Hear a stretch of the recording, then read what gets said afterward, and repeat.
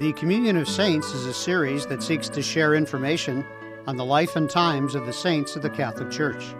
Your program hosts are Father Jim Corda and Father Jack Lavelle.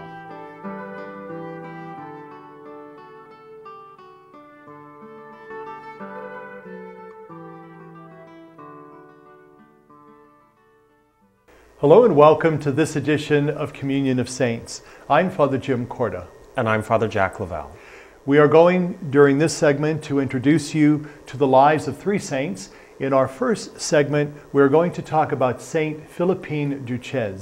Of course, she was born in Grenoble, France. If you recall, I don't remember the actual date, but it was one of the Winter Olympics was hosted there. I actually had an opportunity in 1981 to visit Grenoble.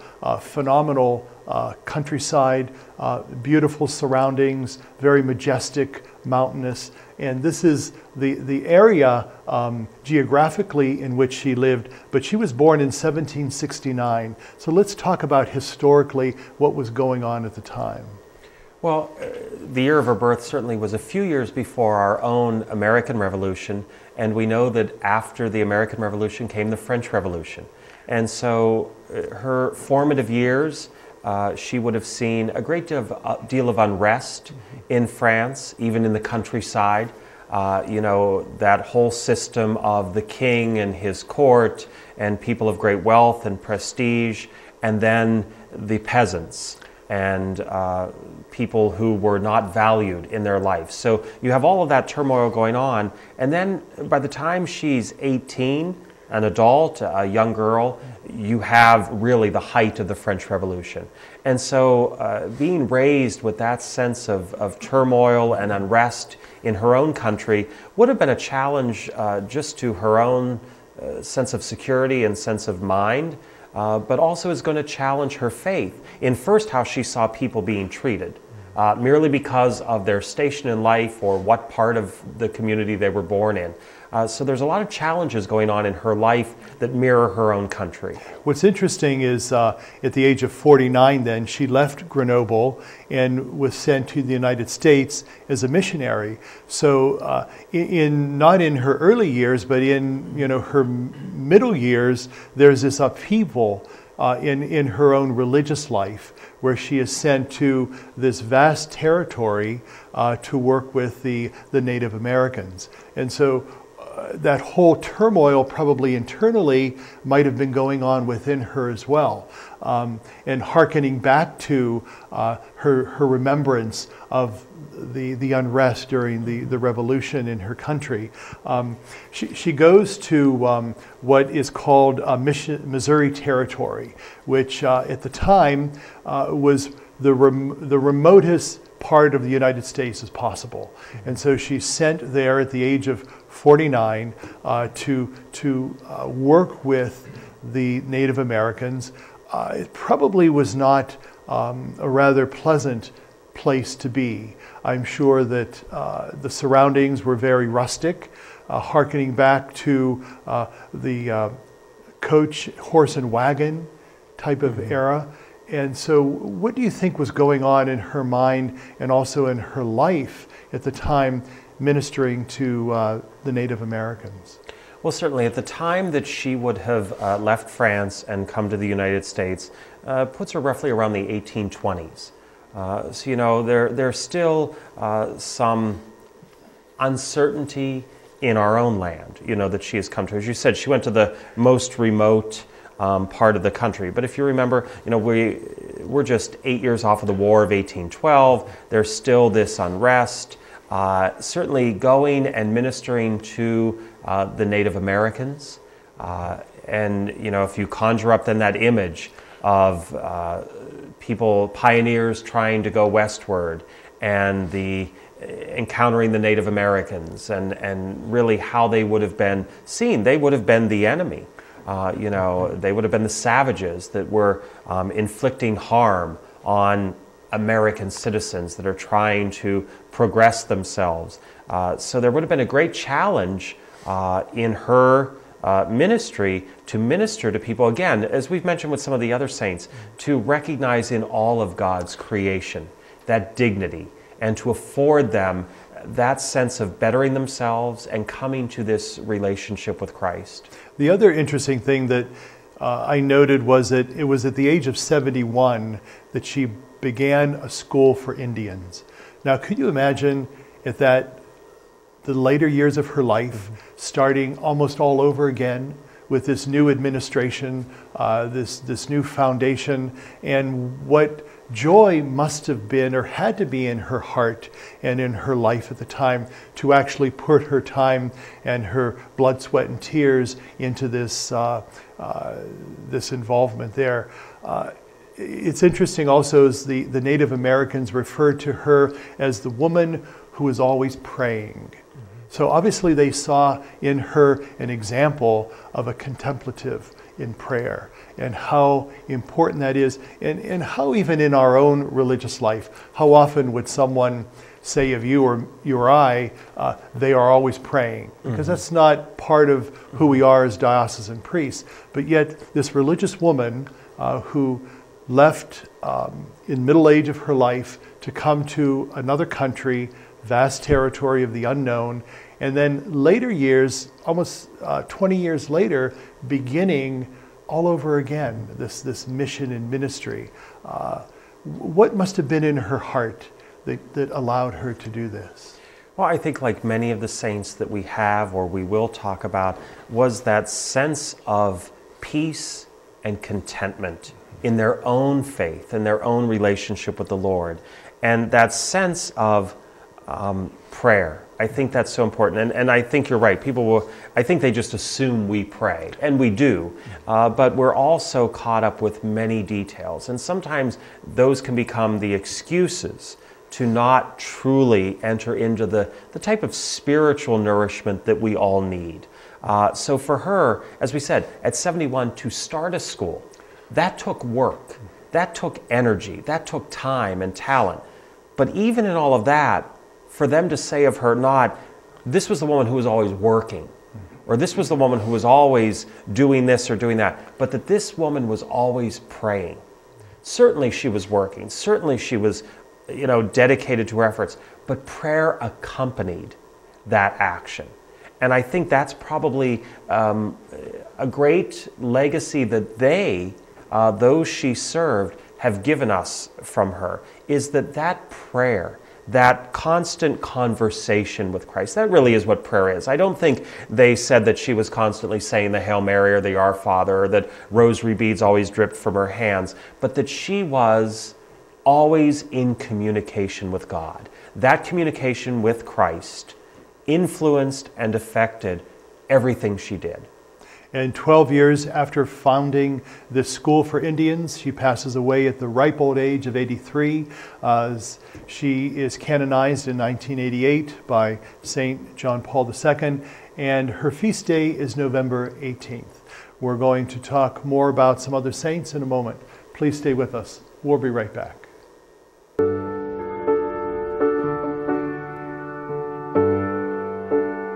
There is a place where a total stranger will give you their blood.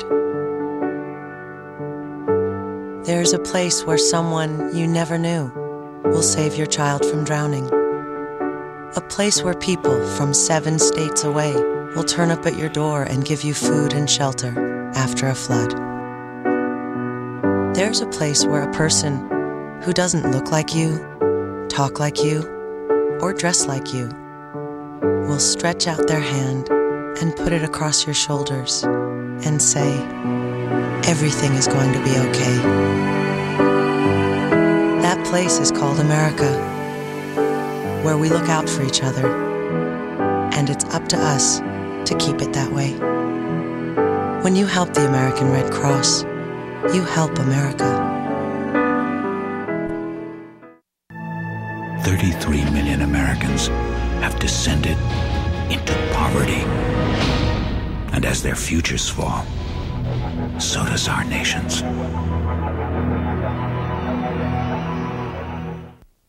Welcome back to our show.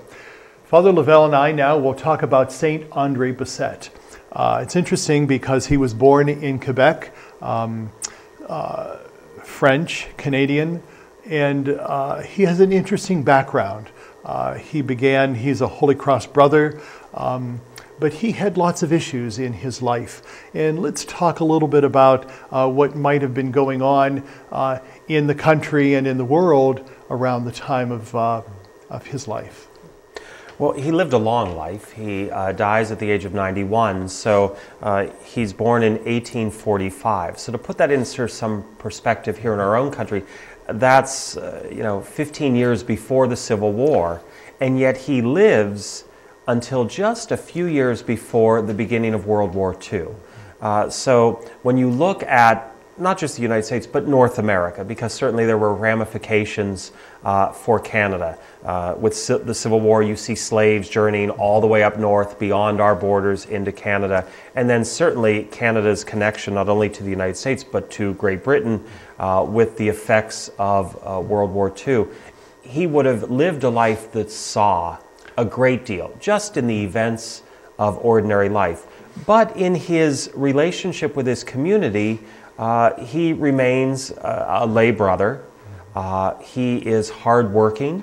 He's industrious. He is not what would have been judged to have been a great intellect.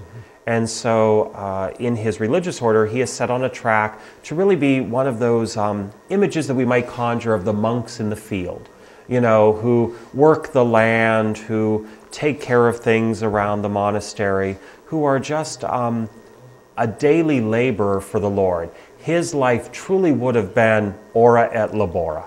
He would have worked and prayed. And it's interesting because you had mentioned that he was not one who would have been considered a scholar. Actually, he could not read or write when he entered the Holy Cross Brothers. And so there was that somewhat of an impediment right there, then and there.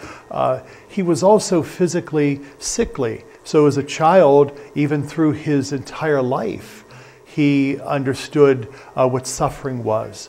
And there's this whole sense that he ministered to those who suffered in a very healing way. History tells us that thousands of people came to Brother Andre for a blessing and a healing. And so many people would have gone through his life, and there would have been a sense that he would have resonated with them because he would have understood their pain. He would have understood their sickness and their suffering.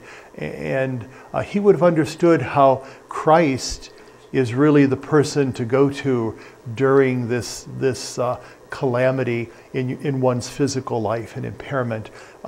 What's also interesting is that he was canonized not very long after his passing in 1937, but it wasn't until 2010 that he was actually canonized by Benedict XVI. So there was this long gap there. I remember, and I was mentioning it to you before the taping, that I knew a woman at one of my parishes, actually at St. Joseph in Austintown, who personally knew Brother Andre. She was a child at the time, but she knew him, and she had some dealings with him in community life when he was there. And so she oftentimes said to me at Mass, I wonder when they're going to canonize Brother Andre, because there was this long period of time when he was beatified to his canonization. Sadly enough, I believe that she passed away prior to his canonization, but I think they're hopefully rejoicing together in heaven right now. But let's talk a little bit about this healing ministry to the sick, to the downtrodden, to the physically ill. How difficult is that for someone who is sickly to do that, let alone someone who is healthy ministering to the sick? Well, I would agree with you when you said that he could understand their difficulties and their dilemma. I think the beautiful gift in his ministry to them is to not focus on himself.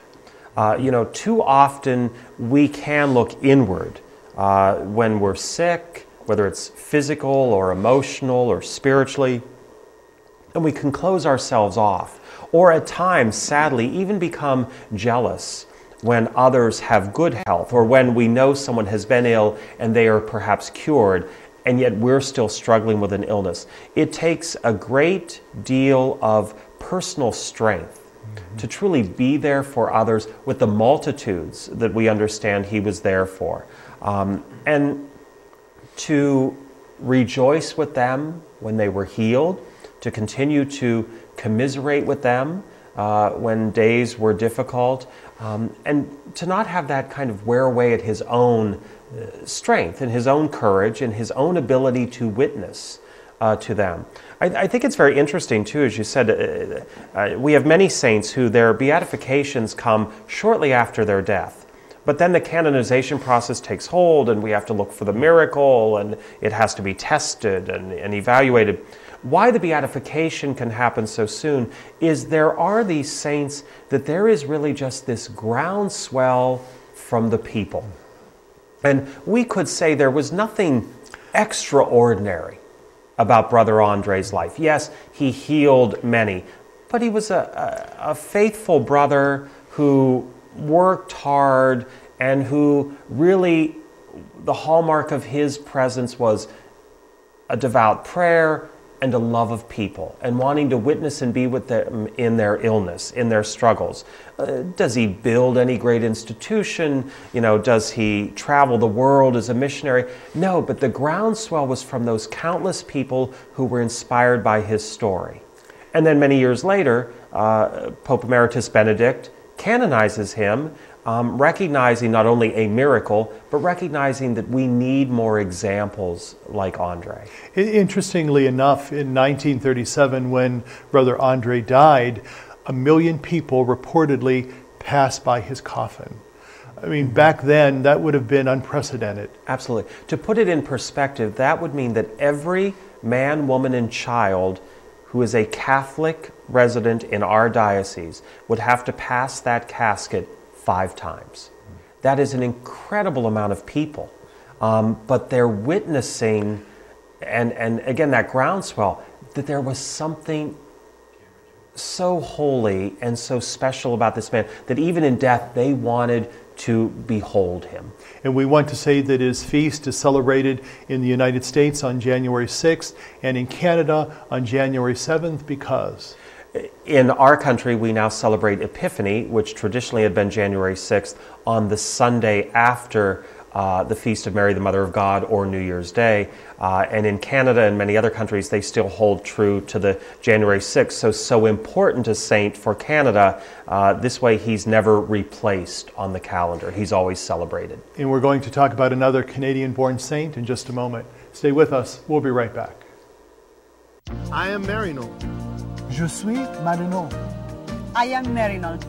I believe that we are all connected to each other, and that it is the gift of compassion that unites us and makes us one. It doesn't matter what language, culture, or tradition we come from. We can share compassion wherever we are. Marino, an American Catholic organization of priests and brothers, has been reaching out to those in need for nearly 100 years in 26 countries throughout the world. Marino dedicates 86 cents of every dollar donated to their programs, and with your help, they can do more. Missioners, workers, volunteers, supporters, we are all Marino. I am Marino. Yo soy Marino. I'm Father Mike, and I am Marino. I am Marino. I am Marino. I am Marino. I am Marino. I am Marino. I am Marino. Johnsons enjoy Friday dinners out. Nothing fancy, just time together to reconnect as family. They make sure others eat as well. By giving to Catholic Charities of Youngstown, the Johnsons join other angels who care for those in need, regardless of religion or race. Show your wings with a gift to Catholic Charities, changing lives one family at a time, providing housing, emergency financial assistance, senior services, and more. Give now at ccdoy.org. Welcome back to Communion of Saints. The saint that Father Lavelle and I will talk about now is Blessed Marie Rose Durocher. She was born in 1811, died in 1849.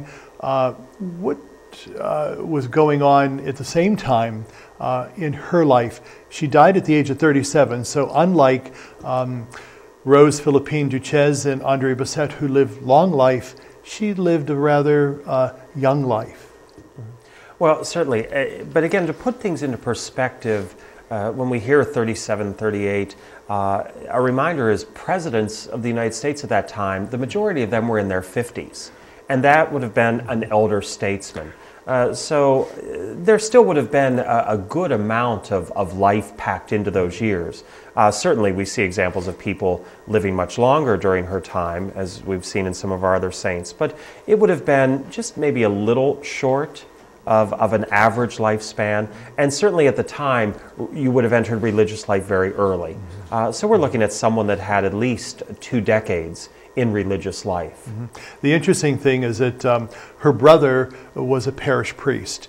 She came from a family of 10 children, and she was one of the younger girls, and so she had basically been mentored by her brother, who was a priest. And when she entered the religious order of the Sisters of the Holy Name of Jesus and Mary, she went immediately into teaching in a girls' school, which was probably typical at the time. I'm wondering what would have gone on in her life and at the time in Canada during this this moment in her existence, and what she was probably thinking and teaching, and what would have been going on maybe in the lives of those young girls that she was ministering to. Well, certainly Canada would not have been too different from what was going on in the United States. Now, in the United States, we're talking about a time period that is pre-Civil War, at the height of slavery, but not in the north of the United States. That has ended or not existed. And so certainly moving up into Canada, it would have been more of the frontier type lifestyle. Interesting, her and her brother's story are probably not too uncommon in large Catholic families. The tradition would have been, if you had 10 or more children, you're probably going to get a priest out of one of the boys, and you're probably going to get a nun out of one of the girls. It would have been done certainly, we hope, out of devotion and faith, but we also see the struggle for families to care for that many children. And so you would have wanted to marry off as many daughters as you could, but then there might always be the one who is going to be educated to the extent that girls were educated, and fed and clothed and cared for in the religious order. So that may have been the lifestyle that she, when you say mentored by her brother, it may have been that she was mentored by the entire family for this life. And of course, she was beatified in 1982. So a couple of years after the pontificate of John Paul II, who actually beatified and canonized a number of saints. And oftentimes, and we talked about this prior to our show, that there have been some criticism at times that the late Saint John Paul II canonized and beatified so many people. Why did he do that? Well, there's obviously a reason. Well, he did. In his very long pontificate of 25 plus years, did canonize more saints than anyone else, perhaps more saints than decades and centuries saw. But when criticized, John Paul actually responded to that, which most of the time the Vatican doesn't respond to criticism. He responded to that criticism very sharply and very pointedly, that why he was canonizing and beatifying so many people is because the world was in desperate need of so many examples. And so I think it is very interesting that John Paul, he was not unique in this, but the magnitude in which he did it, looking at every part of the world.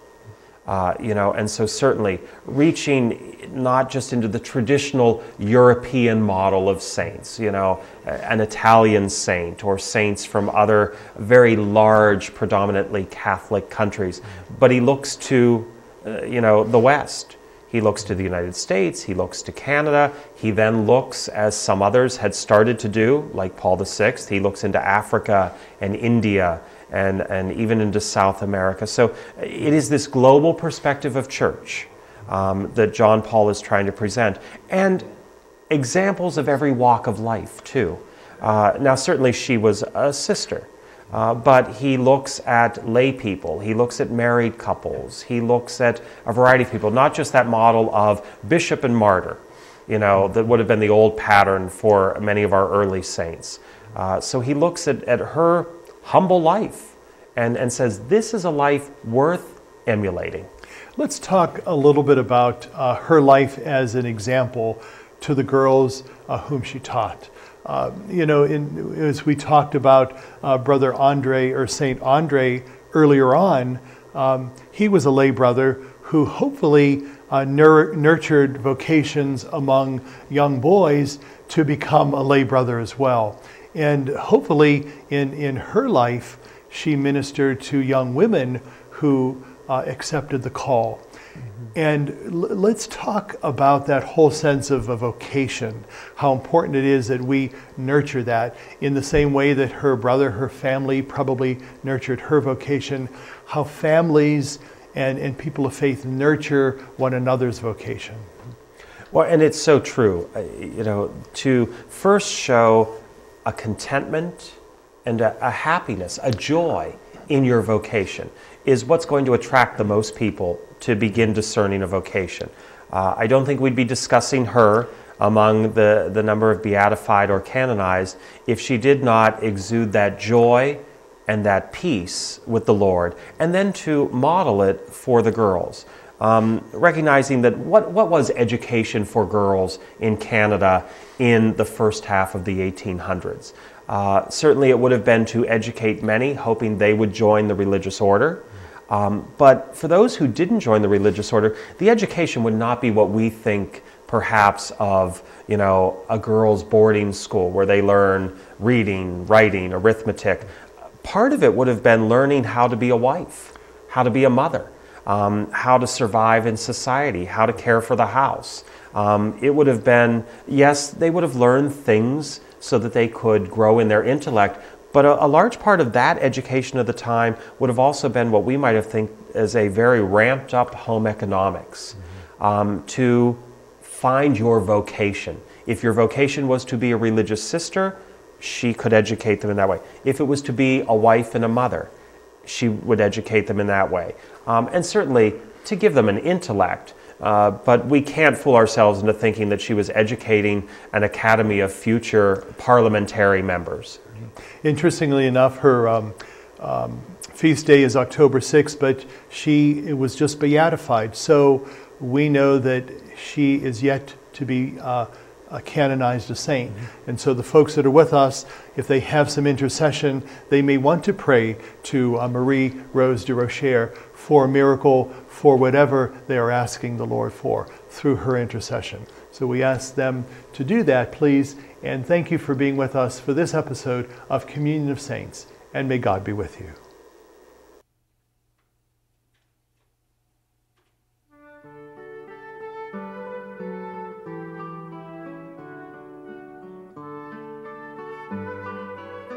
The Communion of Saints was a production of CTNY, the Catholic Television Network of Youngstown.